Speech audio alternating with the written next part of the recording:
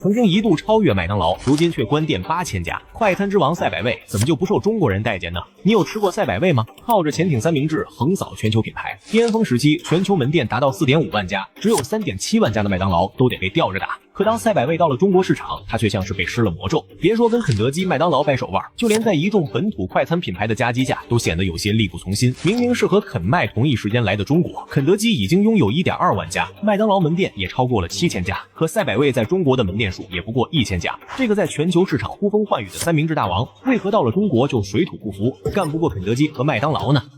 ？1965年，美國的弗雷德·德盧卡只有17歲，就找朋友借來1000美元，開了一家名為彼得的超級潛艇的小店，初衷是為了賺夠學費，攻讀醫學學位。沒想到這個賣潛艇三明治的小店意外走紅，於是在1968年正式更名為賽百味。憑借健康、新鮮、便捷的定位和靈活的加盟策略，賽百味在全球市場迅速擴張。到了21世紀初，其全球門店數量已突破1萬家，成為當之無愧的快餐行業巨頭。1994年，創始人來到中國考察當地市場，發現麥當勞在中國異常火爆，於是他決定賽百味要在中國市場開出2萬家門店。1995年，賽百味正式進入中國，結果到了2022年，27年時間，他也只開出400家門店。如今在微博上，肯德基粉絲有493.7萬，麥當勞也有239.5萬，赛百味卻只有8.5萬粉絲。可明明都是洋快餐，赛百味為何就討不好中國人呢？其實這都是赛百味自己做出來的。赛百味能爆火全球的殺手鐧，莫過於它主打的健康牌，新鮮現做的口號喊得震天響。食材擺在透明櫃裡，顧客可以親眼看着店員把麵包烤得滋滋作響，再根據自己的喜好往裡面塞各種蔬菜、肉類和醬料。這種看似健康的模式在歐美市場頗受歡迎，畢竟比起炸雞、漢堡夾滿蔬菜的三明治，似乎更能讓人心裡好受點。可到了中國，這張健康牌卻有點失靈。中國消費者對快餐的需求和歐美消費者有着本質的區別。在歐美，快餐更多是作為一種便捷的果腹選擇，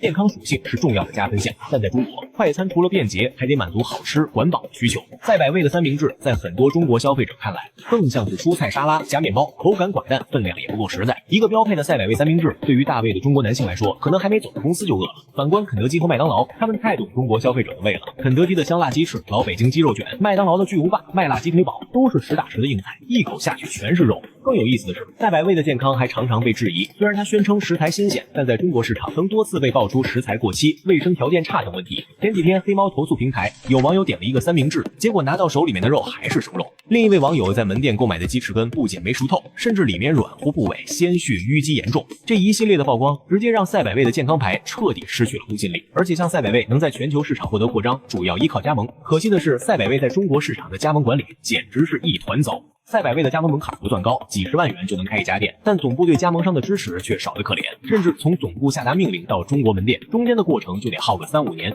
比如2007年，中國的總代就建議在中國推出本土化產品，可直到2016年，赛百味才正式上新本土化產品，比如川香麻辣雞。像肯德基和麥當勞之所以能在中国市场取得成功，一個重要的原因就是會時不時推出本土化產品。比如肯德基深知中國消費者喜歡吃辣，就推出了香辣雞翅、藤椒、肯大大雞排等辣味產品。相比之下，賽百味的本土化就顯得非常倔強，他似乎堅信自己的三明治模式放在哪裡都吃香，而且總部在中國市场的花銷也太過於摳搜，食材供應更是混亂，導致賽百味的加盟商為了降低成本，使用劣質食材。而同樣一款三明治，在不同的門店，味道就可能天差地別。有的门店面包烤得恰到好處，有的门店卻烤得像炭。這種不穩定的品質，讓消費者很難對賽百味產生忠誠度。而且赛百味的摳搜還體現在營銷上。在美國本土，賽百味會拿出5億美元搞營銷，在中國市場卻幾乎不做營銷。像肯德基常常會和熱門 IP 合作，推出聯名產品；麥當勞則擅長利用促銷活動吸引消費者，比如麥辣雞腿堡買1送1、第2份半價等活動。而賽百味的營銷則顯得非常佛系，它很少進行大規模的廣告宣傳，也很少和熱門 IP 合作，更沒有什麼吸引人的促銷活動。很多中國消費者對賽百味的印象還停留在那個賣三明治的店。賽百味似乎認為，只要自己的產品足夠好，就不愁沒有消費者。